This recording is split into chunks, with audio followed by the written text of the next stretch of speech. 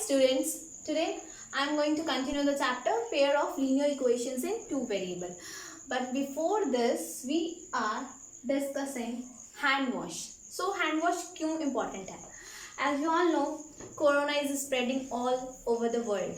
So the major step to prevent this from spreading is hand wash. हमें हर बार hand wash करना है. तो hand wash करने के लिए जनरली लोग हैंड वॉश करते कैसे हैं? हैंड वॉश में हमने क्या क्या करते हैं? जनरली लोग सोप लेते हैं एंड बस ऐसे हो जाता है उनका hand wash. But this is not the exact way. If we want to clean all over the hands, so we have to follow the steps of hand wash. So the steps of hand wash are, first step is just take the soap in your hand, then rub your palm to palm 5 times. Then keep your left palm over the right dorsum and by interlacing the finger, clean the web spaces. And vice versa, right over the left. The third step is by keeping palm to palm together and interlacing the finger, clean the all web spaces in the fingers 5 times. Then fourth step is clean your knuckles area with your thumb. Then vice versa on the next hand. Then after this, by rotational movement, clean your thumb and the web spaces between them. Then other hand. And the last step is clean your nails, as the most of the germs containing these fingertips. Hence, clean with in rotation movement. Similarly, other hand. Then wash your hand. To remember this, the steps of hand wash, first is you just remember the mnemonic suman. Here S stands for सीधा, यानी सबसे पहले मैंने बताया था हमें ऐसे hand wash करना, सीधा. देन उल्टा, उल्टा मतलब ऐसे. उसके बाद मुट्ठी, मैंने बताया था हमें नकल्स को क्लीन करना है, तो M मीन्स मुट्ठी, A मीन्स अंगूठा, मैंने बताया था अभी अंगूठे को रोटेशनल मूवमेंट में क्लीन करना है. देन अंगूठा. And the last is nails. So guys, जब भी आप नेक्स्ट टाइम हैंड वॉश करें तो प्लीज ऐसे हैंड वॉश करें. ऐसे जो नॉर्मली हम हैंड वॉश करते हैं उसका कोई फायदा नहीं होता. अगर हमें अच्छे से अपना हैंड वॉश करना है, हमें अपने हैंड को सेफ रखना है, क्लीन रखना है, तो we have to follow these steps. Now we are going to continue the chapter. Let's discuss exercise 3.1. Question number 1. I am going to read the question. So the first question is, Aftab tells his daughter, 7 years ago I was 7 times as old as you were then. Also 3 years from now I shall be 3 times as old as you will be. Represent the situation algebraically and graphically. मतलब question में कह रहा है कि आफ्ताब अपनी बेटी से कहता है कि 7 इयर्स पहले, 7 साल पहले वो जितना उसकी एज उसकी बेटी की एज से 7 टाइम्स ज्यादा थी. एंड 3 इयर्स फ्रॉम नाउ मतलब प्रेजेंट सिचुएशन से 3 साल बाद उसकी एज उसकी बेटी की एज की 3 टाइम्स हो जाएगी. सो इक्वेशन बनाने हमें और सॉल्व करना है अलजेब्रिकली एंड ग्राफिकली. सॉल्व नहीं करना, बस रिप्रेजेंट करना है. तो फर्स्ट क्वेश्चन है हमारा, तो लेट कर लेते हैं आफ्ताब की एज x. तो let the age of Aftab B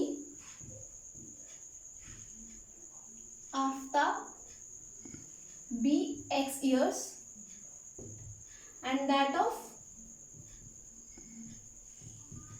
age of his daughter y.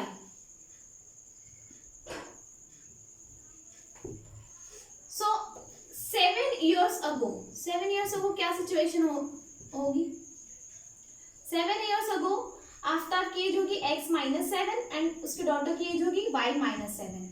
According to question वो क्या कह रहा है कि 7 years ago I was 7 times. तो ये आफ्ताब की एज होगी 7 years ago and this is his daughter's age. According to question वो कह रहा है कि I was 7 times as old as you were. मतलब तुम उस टाइम पे जितनी थी, यानी उसकी जो बेटी है वो जितना एज की थी उस टाइम पे वो उसके 7 टाइम्स के एज के इक्वल था. ओके, तो अब इसको सॉल्व करें हम थोड़ा सा, तो x minus 7 is equals to 7y minus 49। तो x minus 7y minus 7 plus 49 equals to 0, then x minus 7y plus 42 equals to 0। तो ये हमारी आ गई फर्स्ट इक्वेशन। नेक्स्ट क्या कह रहा है, 3 years from now. So 3 years from now क्या एज हो जाएगी, आफ्टर की एज हो जाएगी x plus 3 and his daughter's age will be y plus 3। So according to question वो क्या कह रहे हैं कि जो आफ्ताब की एज है वो इक्वल होगी उसकी बेटी की एज की 3 टाइम्स। तो अब हम इसे सॉल्व करते हैं, simplify 3y plus 9 will get x minus 3y minus 6 equals to 0। This is our second equation. So algebraically तो हमने इक्वेशंस बना ली, बट उन्होंने रिप्रेजेंट करने के लिए बोला ग्राफिकली भी हमें रिप्रेजेंट करना है। तो ग्राफिकली रिप्रेजेंट करने के लिए हमें क्या चाहिए, x और y की वैल्यूज चाहिए। तो हम क्या करते हैं, इक्वेशन 1 के लिए बॉक्स बना लिया हमने, x एंड y, ये हमारी इक्वेशन 1 है, और इक्वेशन 2 के लिए भी बना लेते हैं। हमें वैल्यूज फाइंड आउट करनी है। तो फर्स्ट देखते हैं हम, अगर इस इक्वेशन में x इक्वल्स टू 0 रखें, अगर इस इक्वेशन में x की वैल्यू 0 रखेंगे तो हमें y की वैल्यू मिलेगी माइनस 42 उधर हो जाएगा, and minus 7 divided by minus 42 कितना आएगा हमारे पास, 6। तो अगर x 0 रखेंगे तो y हमारे पास 6 आएगा, और अगर हम y 0 रखें तो y अगर 0 रखेंगे तो x की वैल्यू कितनी आ जाएगी, माइनस 42। तो y 0 रख रहे हैं तो x की वैल्यू आ रही है माइनस 42। सेकेंड इक्वेशन में अगर x 0 रखेंगे तो हमारे पास y कितना आएगा, माइनस 2, और अगर y 0 रखेंगे तो x की वैल्यू आएगी 6। ओके, अब हमें बनाना है इसका ग्राफ, क्योंकि उन्होंने बोला हमें ग्राफिकली रिप्रेजेंट करना है। तो अब हम इसे रिप्रेजेंट करेंगे ग्राफिकली। तो graphically this is our y axis and x axis. तो y, हम x एक्सिस पे 6 का टेबल लेते हैं, 6 12 18, इस तरफ क्या हो जाएगा, minus 6 minus 12 minus 18 minus 24 minus 30 minus 36 and minus 42 and minus 48। Okay, and y axis पे क्या ले लेते हैं, 2 की टेबल ले लेते हैं, 2 2 ज़ा 4 6 8 minus 2. So let's represent the first equation. Points of first equation, coordinates. The first coordinate is 0, 6. तो 0, 6 कहाँ पे आएगा हमारा, x 0 है but y की वैल्यू 6 है, तो first point will be this. And in second, x is minus 42 and y is 0, so second point will be this. तो ये लाइन हमारी बनेगी ऐसे। ओके, तो this is our first line. और सेकेंड इक्वेशन की बनाते हैं, तो सेकेंड में क्या है, x 0 है तो y माइनस 2 है, माइनस 2 हमारे यहाँ है, और जब y 0 है तो x 6 है, तो this will be like this. और हम इसका अगर लाइन ड्रॉ करें तो ये कुछ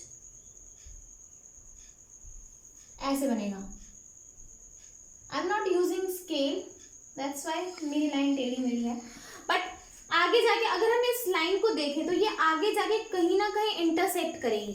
दैट मीन्स हमारे पास ये जो भी इक्वेशन है इसका एक सॉल्यूशन होगा। मैंने आपको लास्ट क्लास में बताया था intersecting line have only one solution. तो इस इक्वेशन में ये जो हमारे पास दो इक्वेशन है इनकी एक सॉल्यूशन होगा, क्योंकि वो हमें कैसे पता चल रहा है, क्योंकि आगे जाके लाइन हमारे इंटरसेक्ट हो रही है। दूसरा मेथड कैसे पता कर सकते हैं, मैंने बताया था a1 by a2 इंटरसेक्टिंग होने के लिए a1 by a2 is not equal to b1 by b2।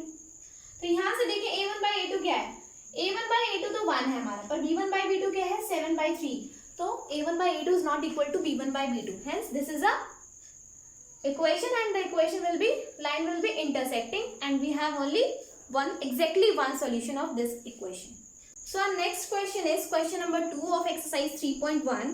The coach of a cricket team buys 3 bats and 6 balls for rupees 3,900.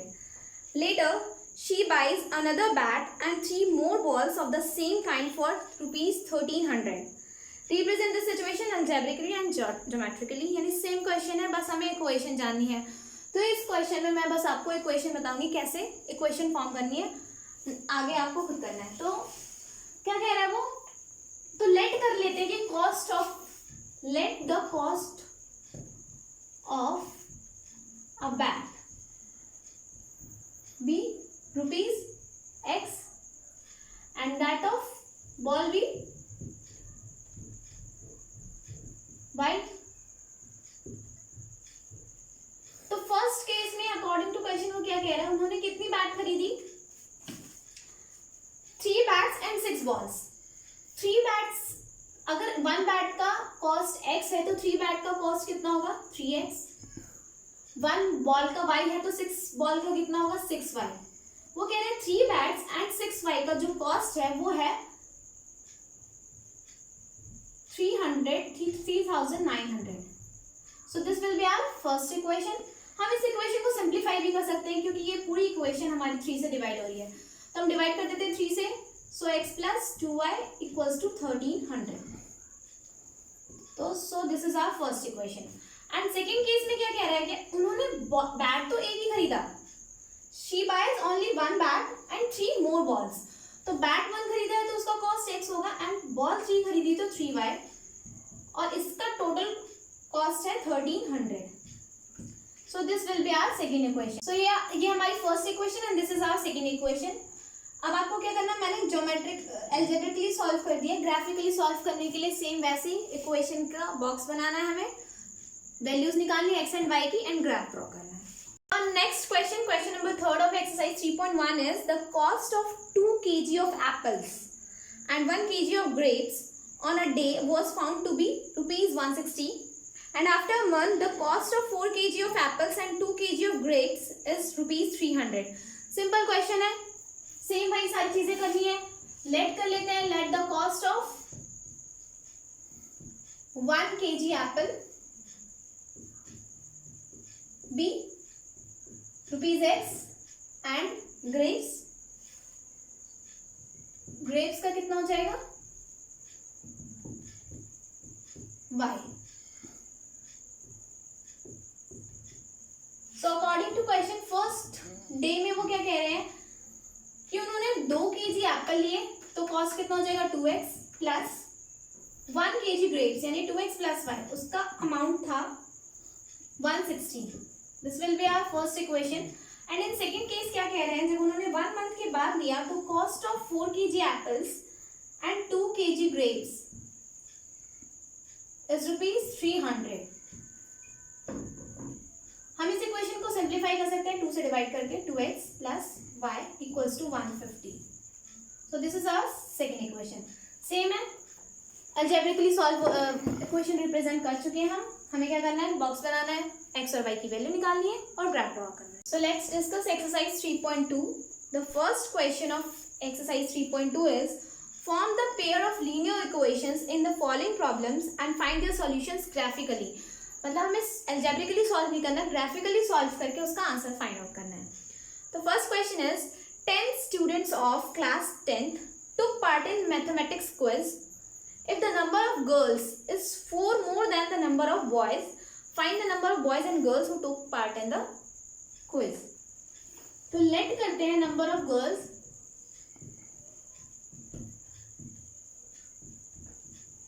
bx, then boys के कितने y. So according to question क्या कह रहा है कि total students कितने हैं class में, x plus y equals to total student की कितने students ने participate किया है क्विज में, 10 students ने. So this will be our first equation. And second क्या कह रहा है, number of girls is 4 more than the number of boys. यानी कि अगर हम नंबर ऑफ गर्ल्स में से, नंबर ऑफ गर्ल्स x है, अगर नंबर ऑफ गर्ल्स में से बॉयज का नंबर सब्ट्रैक्ट कर दें तो will get 4. So this will be our second equation. हमें क्या करना है, इसको सॉल्व करना है, बट अलजेब्रिकली नहीं करना, ग्राफिकली करना है. तो ग्राफिकली सॉल्व करने के लिए we have to find the values of x and y. Okay, so let's, this is a equation first की ये वैल्यूज हैं और यहाँ पे हमारी इक्वेशन सेकंड की वैल्यूज हैं। फर्स्ट इक्वेशन में अगर मैं x 0 रखूँ तो y हमारे पास 10 आएगा और y 0 रखूँ तो x हमारे पास 10 आएगा। सिमिलरली अगर मैं x 0 रखूँ तो y मेरे पास क्या आएगा -4 और अगर मैं y 0 रखूँ तो x क्या आएगा मेरे पास x 4 आएगा। ओके, अब हम इसका बनाएंगे ग्राफ। तो ग्राफ बनाने के लिए क्या करना है, हमें सिंपल x एक्सिस बनाते हैं, sorry y axis and this is our x axis, ये हमारा ओरिजिन है। तो हमें क्या लेना है, x 10 है तो हम ले लेते हैं 2 की टेबल, 2 4 6 8 10। सिमिलरली इधर भी 2 4 6 8 10। इधर भी ले लेते हैं -2 -4 -6 -8 एंड -10। -2 -4 -6 -8 एंड -10। ग्राफ ड्रॉ करते हैं। फर्स्ट इक्वेशन में क्या ग्राफ है, x 0 है तो y 10 है, x अगर 0 है तो y 10 है, तो हमारा पॉइंट क्या होगा ये, एंड जब y 0 है तो x हमारा 10 है। तो अगर हम इसका लाइन ड्रॉ करें तो line will be like this. Okay, next equation में ग्राफ ड्रॉ करें अगर हम, तो x जब 0 है तो y -4 है तो point will be this, and जब y 0 है तो x हमारा 4 है तो हमारा पॉइंट ऐसा आएगा। फिर हम इसको लाइन ड्रॉ करते हैं। तो ये लाइन हमारी कहीं मीट करेगी इधर। वैसे मैंने स्केल का यूज नहीं किया है, अगर आप ढंग से इसे बनाएं तो वैल्यू विल बी 8 कॉमा। जैसे थोड़ा स्ट्रेट लाइन लेकर जाएं हम तो लाइन कुछ यहाँ से आएगी और ये वाली लाइन जाएगी इधर। तो अगर देखा जाए, अभी मैंने स्केल का यूज नहीं किया है, बट आप if you use scale you will find the exact value. अगर हम एस्टिमेट लगाएं तो ये हमारा 3 होगा and this will be our 7। So coordinates क्या आ जाएंगे हमारे पास, 7 एंड 3। तो x की वैल्यू क्या है 7, हेंस नंबर ऑफ गर्ल्स कितने हो जाएंगे, number of girls are 7 and that of boys 3। अब अकॉर्डिंग टू क्वेश्चन हम देख लें 7 + 3 10 है, फर्स्ट इक्वेशन सेटिस्फाइड। 7 - 3 4 है, यानी कि जो नंबर ऑफ गर्ल्स है वो बॉयज के नंबर से 4 मोर है। सेकंड क्वेश्चन, सेकंड पार्ट क्या है फर्स्ट क्वेश्चन का, 5 pencils and 7 pens together cost ₹50। तो हमारी इक्वेशन अगर हम पेंसिल को x लेट करें और पेन्स को कॉस्ट को y लेट करें तो 5x + 7y 50 होगा। Various 7 pencils and 5 pens together cost ₹46। तो सेकंड इक्वेशन क्या बनेगी, 7x + 5y। सेम, बाकी हमें ग्राफ बनाना है एंड सॉल्व करना है। ओके, तो हमारा सेकंड क्वेश्चन है। सेकंड क्वेश्चन में हमें कुछ इक्वेशंस दी, पेयर ऑफ इक्वेशंस है and we have to find out whether it is intersecting, parallel or coincident. तो मैंने जैसे पहले बताया था आपको, फिर से एक बार हम रिकॉल कर लेते हैं। If a1/a2 is not equal to b1/b2, अगर कुछ ऐसा होता है तो line will be intersecting. Next, अगर a1/a2 is equal to b1/b2 but not equal to c1/c2, then lines are parallel. And the third is a1/a2 is equal to b1/b2 is equal to c1/c2, then the lines are coincident. So हमें क्या करना है, simply pair of equation से a1/a2 निकालना है and compare करना है हमें b1/b2 एंड c1/c2 से। तो फर्स्ट क्वेश्चन है हमारा, फर्स्ट जो इक्वेशन दिया हुआ है इन्होंने, that is 5x - 4y + 8 = 0 and 7x + 6y - 9 = 0। तो इस इक्वेशन में हम देखें a1/a2 क्या होगा 5/7, b1/b2 क्या होगा 4/6, 2/3। तो हमारे पास 5/7 जो है इज नेवर इक्वल टू -2/3। तो a1/a2 जो है वो b1/b2 के इक्वल नहीं है, मतलब लाइन कैसी होंगी, इंटरसेक्टिंग। नेक्स्ट जो फर्दर पार्ट्स हैं वो भी सेम ही है, सेम सॉल्व करना है। अब हम करते हैं क्वेश्चन नंबर 3। क्वेश्चन नंबर 3 है, हमें बताना है इक्वेशंस कंसिस्टेंट है और इनकंसिस्टेंट है। तो मैंने आपको बताया था जिसमें सॉल्यूशंस हमें मिल जाते हैं दैट लाइन्स आर कंसिस्टेंट। तो इंटरसेक्टिंग में we have one solution and coincident में इनफाइनाइटली मेनी सॉल्यूशंस होते हैं।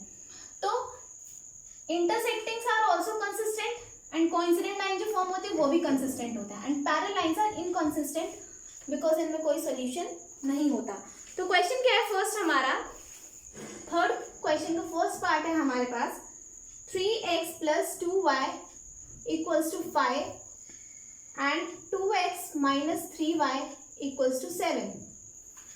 अगर हम इसको सिंप्लीफाई करें थोड़ा सा तो c जो है इधर ला देंगे हम अपना, तो -5 ये हमारी फर्स्ट इक्वेशन हो जाएगी and 2x - 3y - 7 = 0। a1/a2 3/2, b1/b2 2/-3। Are they equal? No, they are not equal. Hence a1/a2 is not equal to b1/b2. The lines will be intersecting and their pair will be consistent. Further parts भी same है, easily हो जाएंगे। तो हम third part एक बार discuss कर लेते हैं थर्ड क्वेश्चन का ही। तो थर्ड पार्ट है, first equation is 3/2x + 5/3y = 7 और सेकेंड इक्वेशन है हमारे पास 9x - 10y = 14। तो इसमें हम देखते हैं a1/a2 क्या होता है हमारे पास। सो a1/a2 इज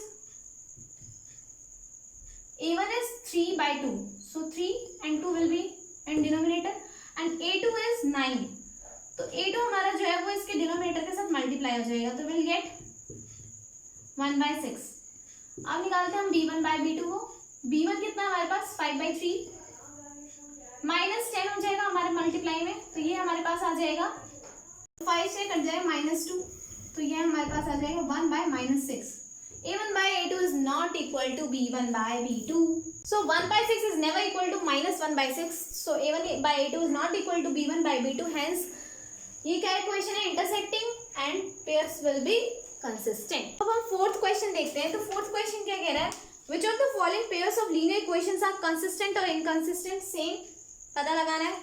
अगर कंसिस्टेंट है तो हमें उसका ग्राफिकली सॉल्यूशन फाइंड करना है। तो question number 4 is your homework. हमें क्या करना है, simply a1 a2 b1 b2 में फ्रैक्शन निकाल के हमें देखना है अगर वो a1/a2 ये जितने भी इंटरसेक्टिंग पैरेलल कोइंसिडेंट है। अगर कंसिस्टेंट इक्वेशन आ रही है यानी अगर इंटरसेक्टिंग या कोइंसिडेंट आ रहा है हमारा, तो हमें क्या करना है, उसका ग्राफिकली रिप्रेजेंट करना है, सॉल्यूशन फाइंड आउट करना है। ग्राफिकली कैसे रिप्रेजेंट करते हैं, सबसे पहले हमें एक्स एंड वाई की वैल्यूज निकालनी है दोनों इक्वेशंस के लिए एंड ग्राफ पे रिप्रेजेंट करना है। अगर इंटरसेक्टिंग होगा तो वो किसी एक पॉइंट पे जाके इंटरसेक्ट कर जाएगा, वो हमारा सोल्यूशन होगा। बट इफ कोइंसिडेंट होगा वो, तो हमारा सारे जो एक ही लाइन बनेगी और सारे पॉइंट्स कोइंसाइड करेंगे एक दूसरे पे। ओके, तो नेक्स्ट हमारा क्वेश्चन नंबर 5 है। क्वेश्चन नंबर 5 कह रहा है, half the perimeter of a rectangular garden whose length is 4 meter more than its width is 36 meter. Find the dimensions of the garden। क्योंकि ये एक्सरसाइज 3.2 है, इसमें हमें सारे सॉल्यूशंस ग्राफिकली ही फाइंड आउट करने हैं, अलजेब्रिकली कोई इक्वेशन फाइंड आउट नहीं करनी है। तो इस इक्वेशन में भी हमें ग्राफ ही ड्रॉ करना है।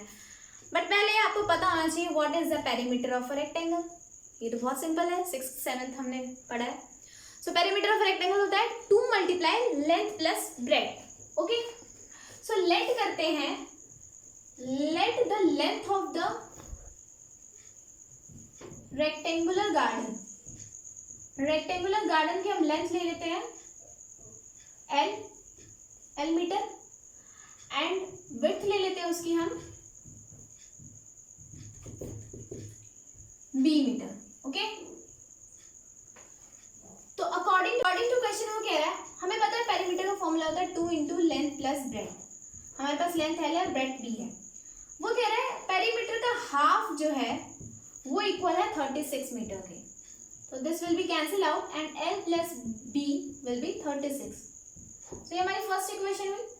सेकंड क्या कह रहा है, वो सेकंड पार्ट में कह रहा है कि जो लेंथ है वो ब्रेड्थ से 4 ज्यादा है, तो means L minus B will be 4। So this will be our second equation.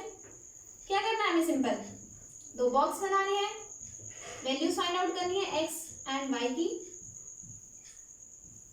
Second के लिए सेम x एंड y की L and B। Here we have L and B, हमने L एंड B लिया है, तो हम L और B के लिए ही फाइंड आउट करेंगे वैल्यूज।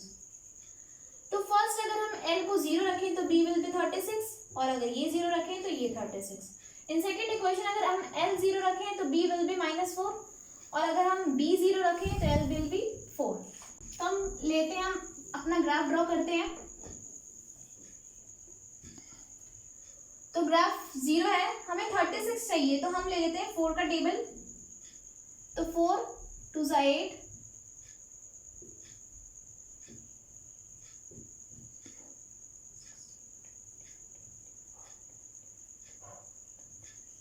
ये 36 है। ओके, सिमिलर वे में इधर भी -4 -8 -12 -16 -20 -24 -28 -32 -36।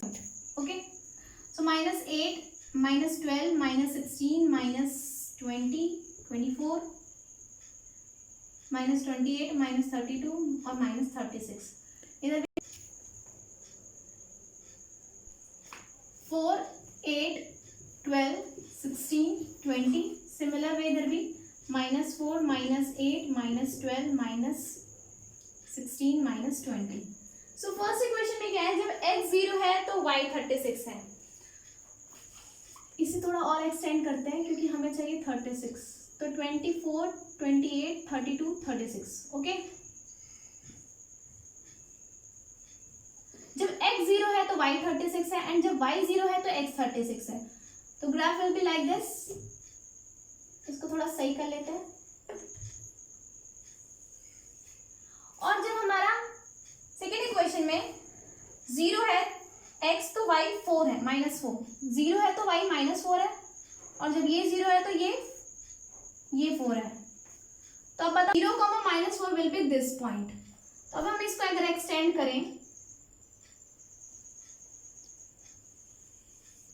तो ये जाके कहीं इंटरसेक्ट कर रहा है।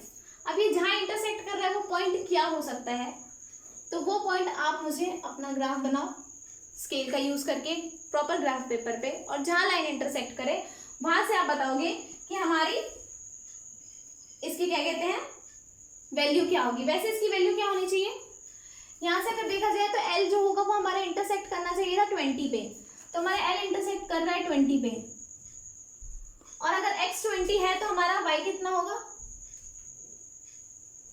4 मोर है, 4 कम है तो वो हमारा होगा 16। तो हमारा ग्राफ जो होगा वो इंटरसेक्ट करेगा 20, 16 पे।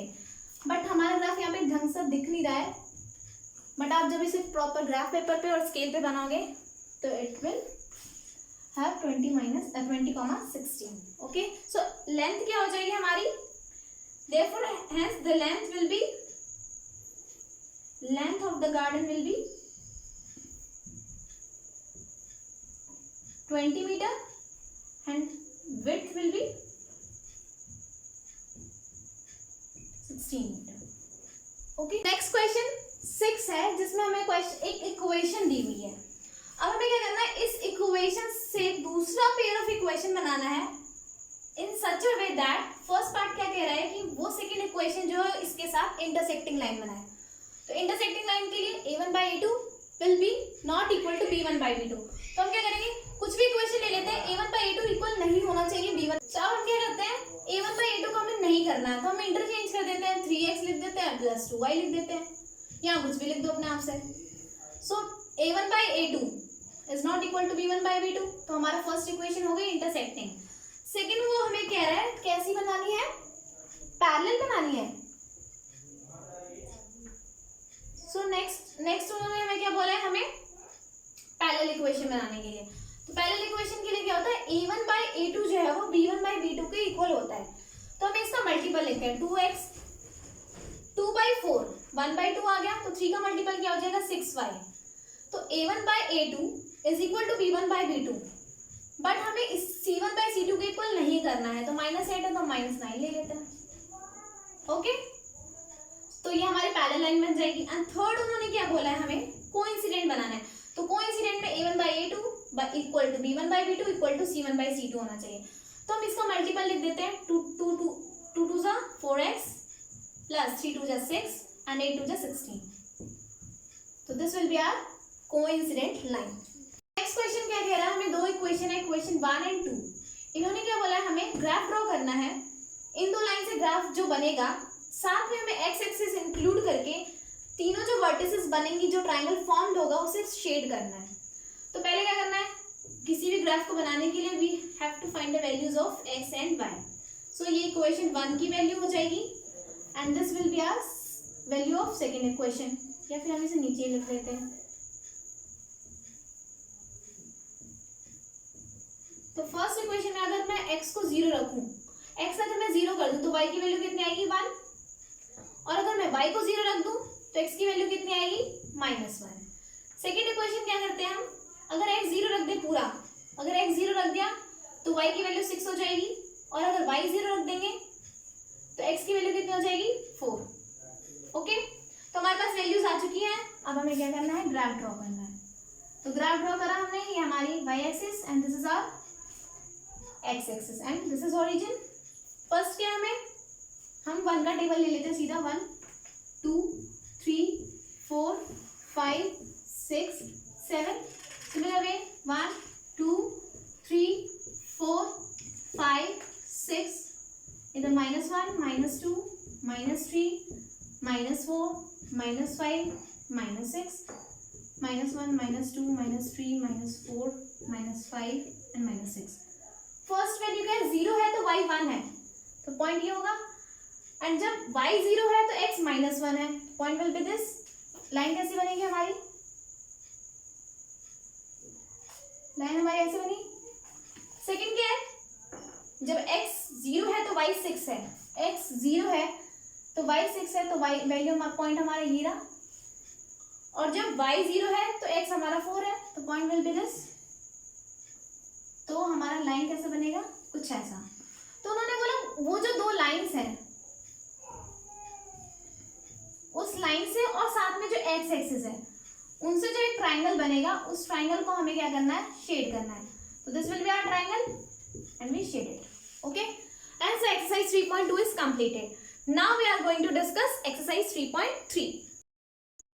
अपनी एक्सरसाइज 3.3 हमने 3.2 में जितने भी क्वेश्चंस किए थे सॉल्यूशन ग्राफिकली फाइंड आउट किया था, बट अब हम करेंगे एल्जेब्रिकली। एल्जेब्रिकली में भी कौन सा मेथड, मैंने आपको 4 मेथड बताए थे। कौन कौन से, सब्स्टिट्यूशन, एलिमिनेशन, क्रॉस मल्टीप्लिकेशन, और एक जो था लास्ट वाला रिड्यूसिबल वाला।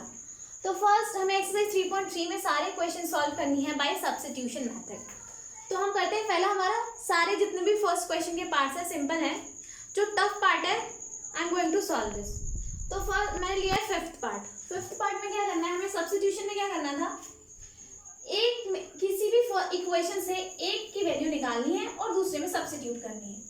तो हम क्या कर रहे हैं, फर्स्ट इक्वेशन से, फ्रॉम इक्वेशन फर्स्ट हम x की वैल्यू निकाल लेते हैं। तो √2x + √3y = 0 है, तो √2x क्या हो जाएगा हमारे पास, -√3y, और ये √2 जो मल्टीप्लाई में है वो इधर आके क्या हो जाएगा, डिवाइड।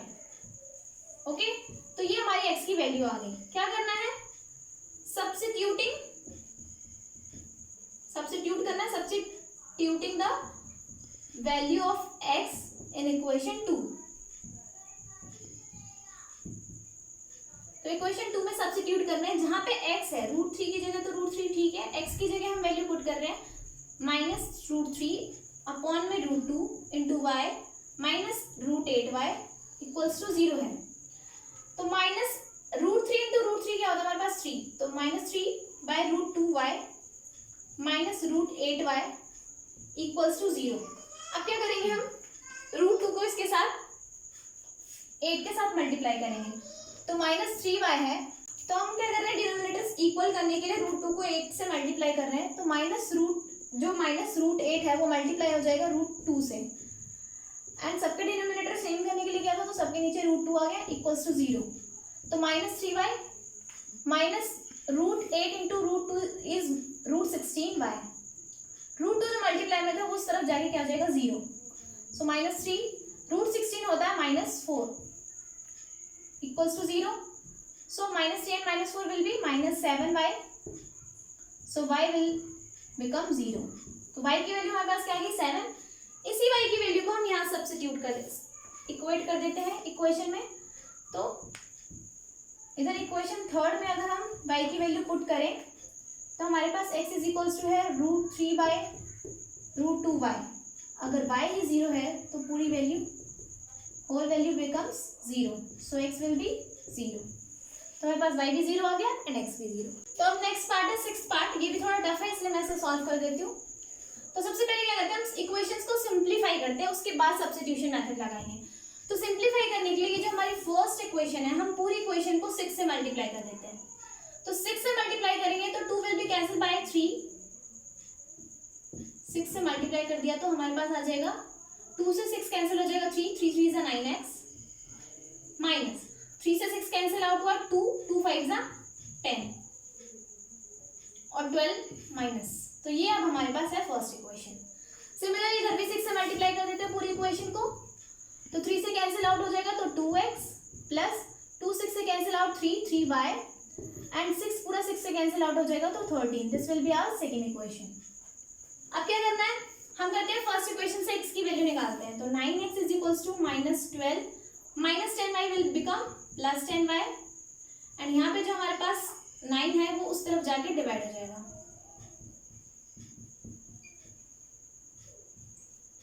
ओके तो ये हमारा थर्ड मान लेते हैं। Substituting the value of x इन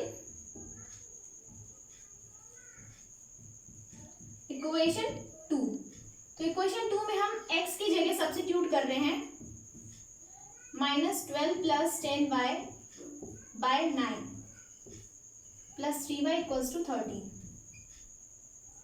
तो इक्वेशन को मल्टीप्लाई कर देते हैं तो ये हो जाएगा हमारे पास -24 plus 20y upon 9 plus 3y equals to 13। तो एलसीएम लेंगे हम यहाँ पे। एलसीएम लिया तो इधर तो -24 प्लस 20y है, एलसीएम लेने पे 9 3 से कितना हो जाएगा इधर 27y एंड पूरे के अपॉन में आ जाएगा हमारा 9 इक्वल्स टू 13। सॉल्व करते हैं तो -24 तो 24 रहेगा, 20 and 27 will be 47y। 9 multiply हो गया उधर 13, 9 से कितना होता है 39 जा 117। ओके अब ये -24 उधर जाके क्या हो जाएगा +24, तो 47y इक्वल्स टू हो जाएगा 7 4 11 2 1 3 4 141। तो 47 को हम डिवाइड कर रहे हैं 141 से, तो 47 3 से कितना हो जाएगा हमारा, सो y विल बी 3। अब ये जो y है इसे हम इक्वेशन में थर्ड में सब वैल्यू पुट कर देते हैं। So putting the value of y in equation third, so x equals to कितना हमारे पास -12 plus 10y by 9। So -12 plus 10 y is 3, so this will become -12 plus 30 by 9. So this will come 18 by 9 and 2. So x will be 2. Okay. Next question है question number 2। Question number 2 में हमें दो equations हैं। पहले हमें उन equations को solve करना है, फिर वहां से जो x और y की वैल्यू आएगी वो हमें इस इक्वेशन में पुट करके m की वैल्यू निकालनी है। तो सबसे पहले करते हैं इक्वेशन सॉल्व। क्वेश्चन सॉल्व करने से पहले इस इक्वेशन को थोड़ा सेकंड इक्वेशन को थोड़ा सिंप्लीफाई करते हैं। तो 2 से डिवाइड कर दिया तो this will be our verified equation, simplified equation. Okay तो फर्स्ट इक्वेशन हम क्या करते हैं, इसी से हम x की वैल्यू निकाल लेते हैं। तो ये आ जाएगा हमारे पास फोर्थ। तो फोर्थ इक्वेशन आ गई, substituting the value of x in equation 1। Equation 1 में सब्स्टिट्यूट करते हैं 2 इंटू एक्स की वैल्यू क्या है -12 प्लस 2y प्लस, तो 2 से मल्टीप्लाई करते हैं इसे 2 - 24 2 2 जा 4 प्लस 3y। सिंप्लीफाई करो तो -24 4 प्लस 3 7, ये यहाँ पे 11 है। ओके तो ये -24 उधर जाके +24 हो जाएगा एंड दिस विल बिकम 35 और जो यहाँ पे 7 था वो हमने डिवाइड कर दिया तो we will get 5। So y will be equals to 5। इसी y की वैल्यू को हम कहाँ पुट कर देंगे इक्वेशन 4 में। So putting the value of y in equation 4। So x is equals to कितना है -12 प्लस 2y, -12 2 इंटू वाई की वैल्यू कितनी है 5, तो ये क्या हो जाएगा हमारे पास 10। So x will become -2। हमारे पास x की वैल्यू आ गई, y की वैल्यू आ गई। इक्वेशन क्या है, y is equals to mx plus 3। तो y हमारे पास 5 है, m तो m ही है हमारा, और x है हमारा -2 प्लस 3। तो this will be equal to -2m plus 3। 3 इधर आके माइनस हो जाएगा, तो हमारे पास है 2, एंड -2 इधर आके डिवाइड हो जाएगा इससे, तो m हमारे पास आ गया है -1। सो m विल बी -1। ओके, अब जो क्वेश्चन नंबर 3 है उसमें हमें कुछ वर्ड प्रॉब्लम दी है। मुझे पता है सबसे टफ जो होता है इक्वेशन फॉर्म करना होता है। सो क्वेश्चन नंबर 3 में जितने भी पार्ट्स हैं, I am going to form the equation of every part, but I am not gonna solve this. Okay, so आपको सॉल्व करनी है सारी इक्वेशंस। इक्वेशन सॉल्व करने का सेम मेथड है, सब्स्टिट्यूशन। एक इक्वेशन से x या y किसी की भी वैल्यू निकाल के सेकेंड इक्वेशन में सब्स्टिट्यूट करना है। तो फर्स्ट हम पार्ट करते हैं क्वेश्चन नंबर 3 का। तो कह रहा है the difference between two number is 26। So let the first number be x, second number क्या हो जाएगा हमारे पास y। So according to question वो क्या कह रहा है कि difference between first two numbers are 26। So x minus y equals to 26। And second क्या कह रहा है वो कि जो फर्स्ट नंबर है वो सेकेंड नंबर का 3 टाइम्स है। So this is our first equation, this is our second equation. इसमें आपको सब्स्टिट्यूट करने की जरूरत नहीं है क्योंकि आपके पास x की वैल्यू पहली y की टर्म्स में है, इसे उठा के इसमें सब्स्टिट्यूट करना है। ओके, नेक्स्ट पार्ट करते हैं इसका सेकेंड पार्ट। सेकेंड पार्ट क्या कह रहा है ये, the larger of to supplementary angles exceeds the smaller by 18 degrees. तो लेट कर लेते हैं, let the first supplementary angle भी x, तो हमारे पास सेकेंड क्या हो जाएगा। सप्लीमेंट्री एंगल्स क्या होते हैं, सप्लीमेंट्री एंगल्स वो एंगल्स होते हैं जिनका सम 180 डिग्री होता है। तो फर्स्ट इक्वेशन तो हमारे पास अपने आप आ जाएगी x plus Y is equals to 180 degree. Question में क्या कर रहा है कि the two supplementary angles exceeds the smaller by 18 degree, यानी कि वो क्या कहना चाह रहा है कि जो फर्स्ट यानी जो लार्जर वाला है वो दूसरे वाले से 18 बड़ा है। तो second equation will be this. हमारे पास दो इक्वेशन है, सब्स्टिट्यूट करना है एंड सॉल्व करना है। थर्ड पार्ट करते हैं इसका। थर्ड पार्ट क्या है, the coach of a cricket team buy 7 bats and 6 balls for ₹3800। So हम क्या करते हैं, let the cost of 1 bat is x और 1 बॉल के कितना ले लेते हैं हम y।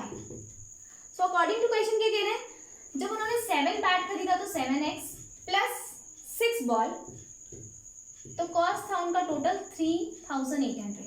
तो this will be our first equation. Second क्या कह रहा है, later she buys 3 bats and 5 balls, 3 bats and 5 balls for ₹1750। तो this will be our second equation. Equation simple है सारी, सब में हमें सब्स्टिट्यूशन मेथड ही लगाना है। ओके, अब हम नेक्स्ट करते हैं फोर्थ क्वेश्चन। फोर्थ क्वेश्चन मैं सॉल्व कर देती हूँ। फोर्थ क्वेश्चन कह रहा है the taxi charges in a city consist of a fixed charge together with a charge for the distance covered. मतलब कुछ स्पेसिफिक डिस्टेंस हम कितना भी कवर करें उसके लिए एक फिक्स चार्ज है, उतना हमें देना ही पड़ेगा। फिर साथ में किलोमीटर वाइज भी हमारे पास चार्जेस हैं। तो लेट कर लेते हैं कि वो फिक्स चार्ज x रुपीज है। So let the fix charge B